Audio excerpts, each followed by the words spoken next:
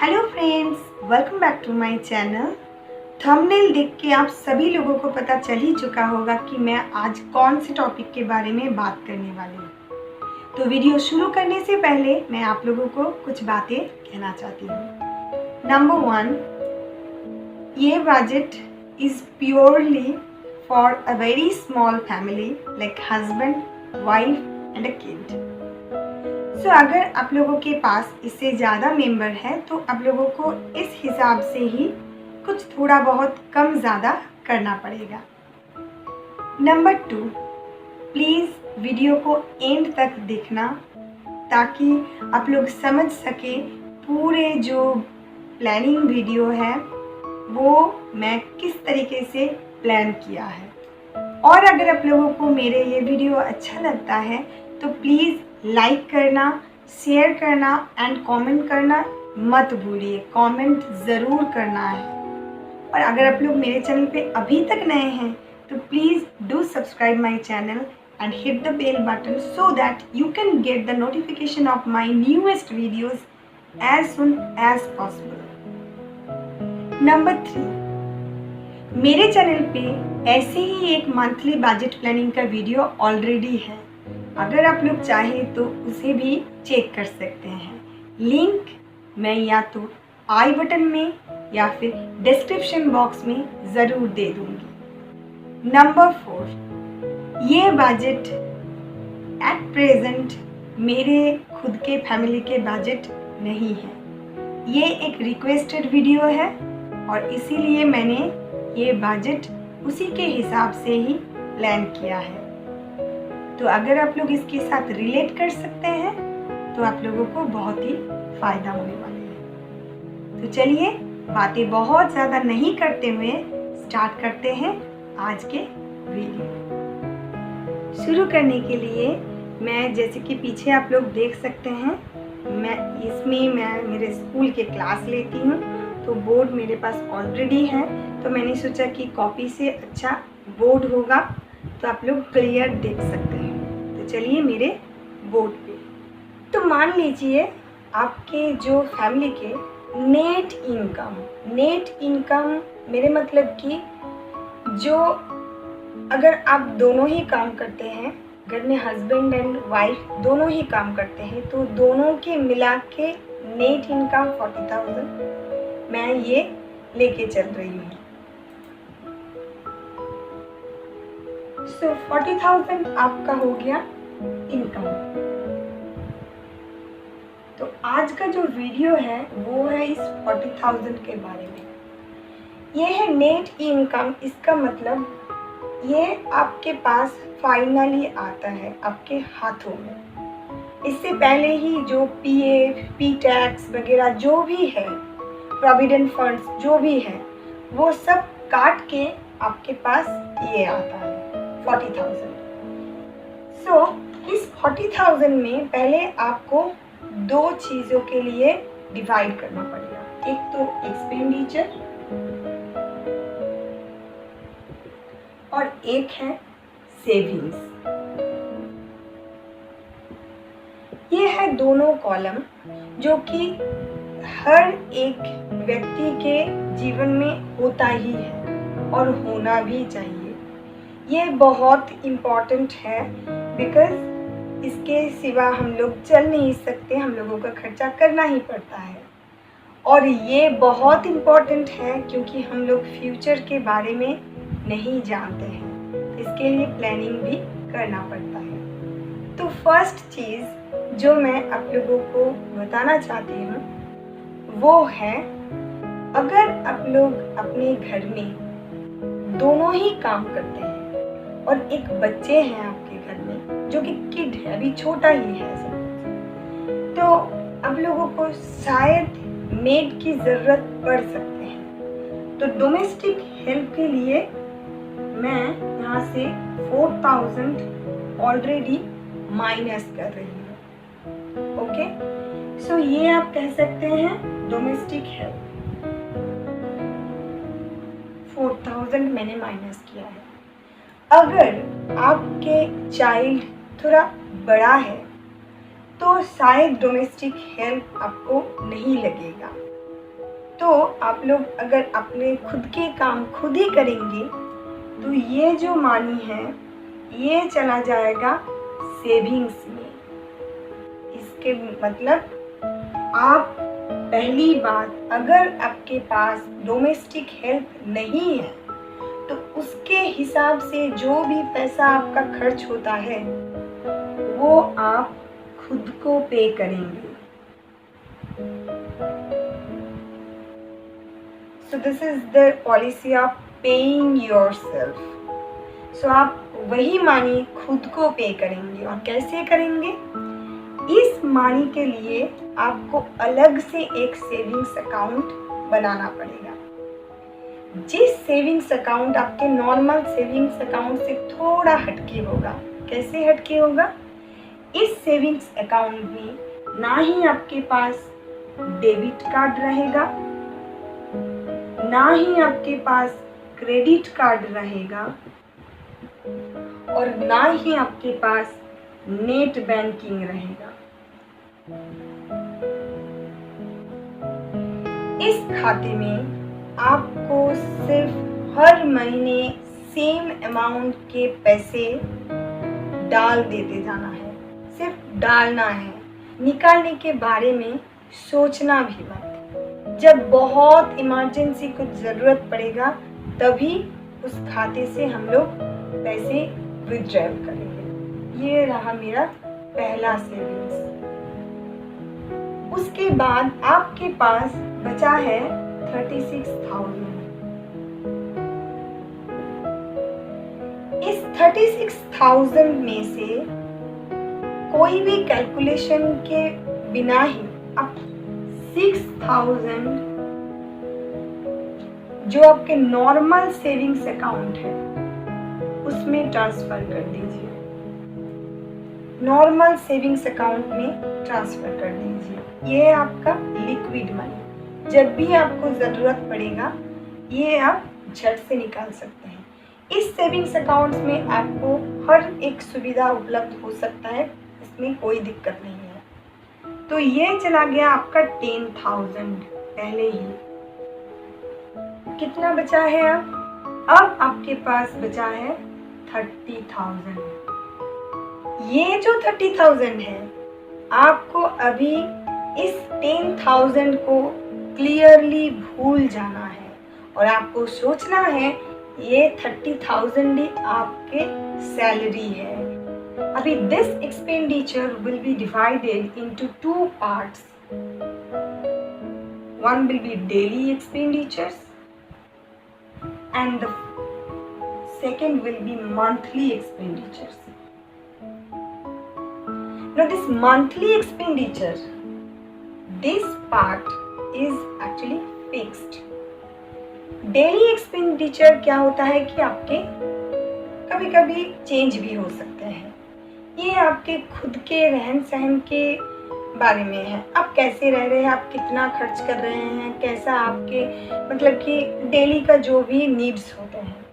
Monthly को आप शायद ही बहुत ही कम जगह में आप इसको घटा सकते हैं। तो पहले मंथली जो भी खर्चे होते हैं वो मैं लिस्ट आउट कर लेती हूँ। सो गाइस, ये देखिए मैंने जो मंथली आपके फिक्स्ड एक्सपेंडिचर होता है नॉर्मली, उसका मैं एक लिस्ट बना चुकी हूँ। अगर आप अपने खुद के घर में रह रहे हैं तो ये आपके फिर से सेविंग्स में चला जाएगा, पर अगर आप रेंट में रह रहे हैं तो ये थोड़ा बहुत ऊपर नीचे हो सकते हैं। पर आपको ऐसा ही ढूंढना है घर जो कि 5,000 से लेके 6,000 के अंदर ही है। इलेक्ट्रिक नॉर्मली आप मान के चलिए 1000। गैस जो है अभी मैंने हाल ही में गैस लिया है सब्सिडी को छोड़ के, कि गैस की जो प्राइस है वो 600 पड़ रहा है, तो मैंने इसको लिया है 700। फ़ोन, आप दोनों के पास फ़ोन होगा, आप मिनिमल इसको रिचार्ज कीजिए। दोनों में 150 मतलब कि 149 का जो रिचार्ज आते हैं वो आप कर लीजिए। सो 300 हो गया। इसमें थोड़ा बहुत कम ज़्यादा हो सकते हैं। बच्चे की जो स्कूल फ़ी है वो 1000 के करीब ही होता है। और अभी तो लॉकडाउन के चक्कर में स्कूल फीस थोड़ा बहुत मतलब कि एक्स्ट्रा खर्चा नहीं हो रहा है।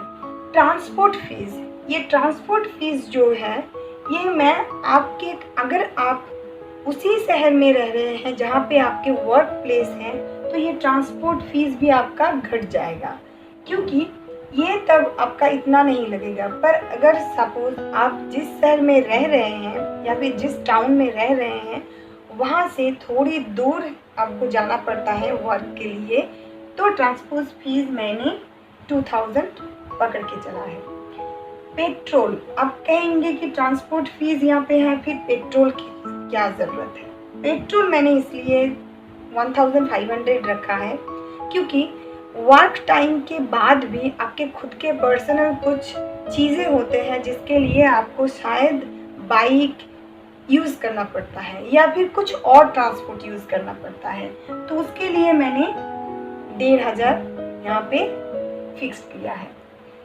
उसके बाद 3 लोगों के फैमिली के लिए ग्रॉसरी मंथली 2000 में इजीली बहुत ही अच्छा सा ग्रॉसरी आपको आ जाएगा। उसके बाद वाटर, तो हम लोगों की यहाँ पे ग्राउंड वाटर सबके घर में ही है, बोरवेल्स, तो हम लोगों को वाटर चार्ज नहीं लगता है, इलेक्ट्रिक में ही वो आ जाते हैं। अगर आप लोगों को अलग से वाटर चार्ज देना पड़ता है तो मैक्स टू मैक्स 150 लगेगा 3 लोगों के फैमिली के लिए। अभी रह गया केबल, ये मैंने लास्ट में क्यों लिखा है क्योंकि ये आपके लग्जरी है।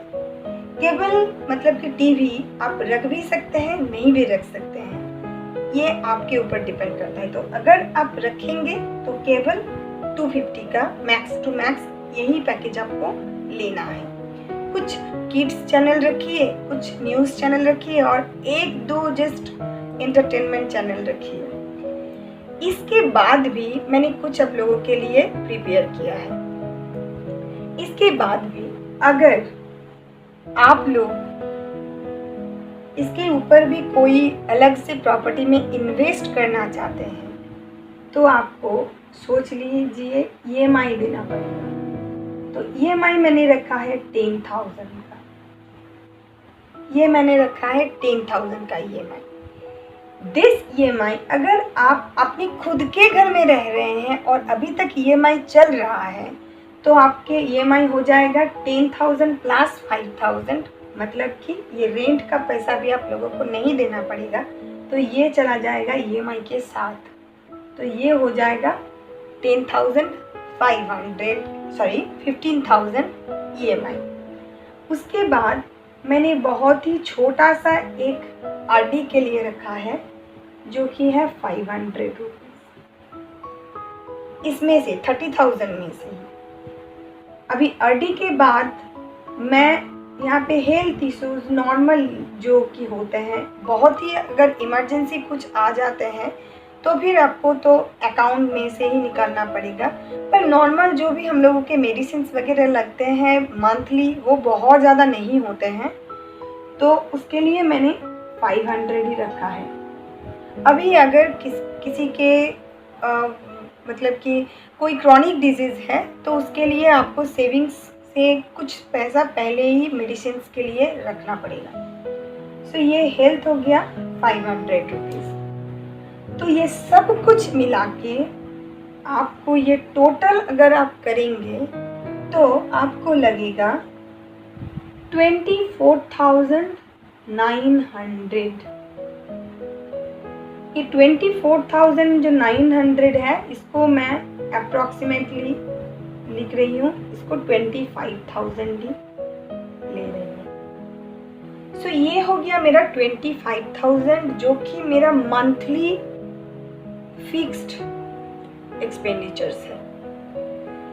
तो अभी आते हैं डेली के एक्सपेंडिचर्स में, और ये रहा मेरा डेली का एक्सपेंडिचर्स लिस्ट। उसमें से पहले ही आपको आते हैं मिल्क। मिल्क में आप लोगों को 500 की ml की एक पैकेट 25 रुपीज़ में आ जाएगा। तो आपको पकड़ के चलना है 30 दिन के लिए, हर एक दिन 25 रुपीज़, तो आपको आएगा 750 रुपीज़ टोटल। वेजिटेबल्स मैंने लिया है यहाँ पे 1000 जो कि कम ज़्यादा हो सकते हैं, कम ही हो सकते हैं, क्योंकि आपके घर में ग्रॉसरीज़ के आइटम में बहुत सारे लेंटिल्स, दाल्स वगैरह है जो कि आप सब्ज़ी के हिसाब से यूज़ कर सकते हैं। तो उसमें से आपका ये जो खर्चा है वो घट सकता है। फ्रूट्स मैंने लिया है 500, जो कि घर में बच्चे हैं तो थोड़ा बहुत 1 या फिर 2 तो फ्रूट्स मतलब कि आपको लगेगा ही लगेगा। तो फ्रूट्स मैंने मिनिमल रखा है एकदम 500। चाइल्ड के लिए था 300। ये जो एक्सपेंडिचर है ये मैंने रखा है डेली में, क्योंकि कभी कभी क्या होता है कि बच्चे के लिए कुछ छोटा बहुत थोड़ा बहुत स्नैक्स वगैरह आप लेके आए बाहर से, या फिर पेन या फिर ड्राइंग के बुक्स या फिर ड्राइंग के जो भी पेंसिल्स वगैरह है वो भी कभी कभी लगता है, तो इसके लिए मैंने 300 रखा है। अभी नॉन वेज आइटम के लिए मैंने 1500 रखा है। अगर आप लोग वेजिटेरियन हैं तो ये पूरा जो है ये आप किसी में भी डिवाइड कर सकते हैं, और अगर आप लोग नॉन वेजिटेरियन हैं तो आप लोग इसमें खर्च कीजिए। उसके बाद मैंने रखा है others 950, because this 50 I wanted to balance. तो 950, तो ये अदर्स जो है ये आपके बाकी जो भी है, मतलब कि आप अगर चाहे तो किसी दिन किसी रेस्टोरेंट में जाके, रेस्टोरेंट में अभी नहीं जा रहे हैं पर चाहे तो कभी कभी महीने में 2 बार तो आप बाहर से खाना मंगवा ही सकते हैं, थोड़ा बहुत सब्जी वगैरह मंगवा सकते हैं। तो इसीलिए मैंने 950 रखा है। तो ये अगर टोटल करेंगे आप तो ये टोटल आएगा आपका 5000। तो पहले जो था आपका 25,000 यहाँ पे, और अभी हो गया 5000। सो ये दोनों मिला के आपका 30,000 का जो आपका बजट था वो कंप्लीट हो गया। तो ये रहा मेरा पूरा बजट। अभी भी थोड़ा बहुत कहना आप लोगों को बाकी है। अभी आते हैं जो मैंने सेविंग्स के लिए रखा था। तो सेविंग्स आपका क्या हो गया? सेविंग्स एक्चुअली जो आपका हुआ इसमें से नंबर 1 आपका हुआ 4000, जो कि एकदम अलग से एक सेविंग्स अकाउंट में जाएगा। देन नंबर 2 हो गया आपका 6000, जो कि आप अगर चाहते हैं तो इसको 3000 करके डिवाइड करके आप चाहे तो एक 3000 को म्यूचुअल फंड्स में भी इन्वेस्ट कर सकते हैं, पर अभी मार्केट बहुत ही डाउन चल रहा है तो ये आपके ऊपर निर्भर करता है। नंबर 3 जो कि है EMI, वो भी एक्चुअली आपके सेविंग्स ही है, ये फ्यूचर के लिए है। सब कुछ ही फ्यूचर के लिए है, पर ये लिक्विड नहीं है, ये एक्चुअली आपके एसेट्स होने वाले हैं। तो ये भी सेविंग्स ही है। नंबर 4 जो मैंने RD रखा है 500 का, ये भी आपका सेविंग्स ही है। तो अगर आप टोटल करेंगे और रेंट अगर आते हैं तो इसमें 5000 फिर से जोड़ जाएगा रेंट का। तो रेंट का तो फिर 5000, मैं वो पकड़ के नहीं चल रही हूँ, मैं वो 5000 अभी पूरा छोड़ रही हूँ। तो फिर भी आपके पास कितना हो गया सेविंग्स? 10,000, यहाँ पे 10,000, सो 20,500 का आपका सेविंग्स हो गया है टोटल। ये 20,500 मतलब कि 40,000 सैलरी में से आपके पास सेविंग्स है 50% से भी ज़्यादा। तो आपके पास सेविंग्स है 50% से भी ज़्यादा।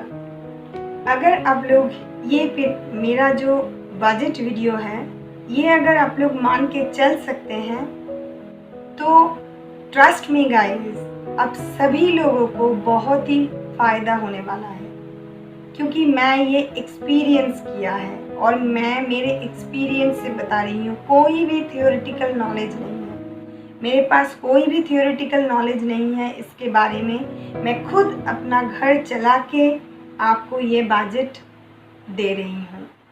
तो मुझे आशा है कि आप सभी लोगों को मेरा ये वीडियो बहुत ही अच्छा लगा होगा।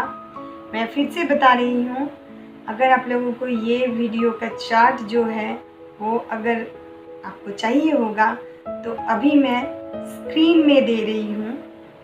आप चाहे तो इसका स्क्रीनशॉट भी ले सकते हैं। सो गाइस, कैसा लगा आप लोगों को ये वीडियो? आशा करती हूँ आप सभी लोगों को बहुत ही पसंद आया होगा। अगर आप लोग मेरे ये वीडियो से रिलेट कर सकते हैं तो ज़रूर इसको ट्राई करना और ट्राई करके मुझे कमेंट में बताना कि आप लोगों को ये इसमें फ़ायदा हुआ कि नहीं। और एक चीज़ गाइस, अगर आपके घर में एजेड पर्सन्स हैं तो उसके हिसाब से आपको खुद को एक अलग से अमाउंट पहले ही रखना पड़ेगा, नहीं तो आप उनका देखभाल नहीं कर सकते हैं। ये जो मैंने बजट वीडियो बनाया है, ये मैं किसी को नहीं बोल रही हूँ कि आप ऐसा ही कीजिए एग्जैक्टली, पर आप इसमें से बहुत सारे आइडियाज़ ले सकते हैं और आप खुद के प्लानिंग बना सकते हैं। तो बस इतना ही गाइस, चलिए चलते हैं, मिलते हैं कभी कोई और नए वीडियो के साथ। तब तक के लिए बाय बाय।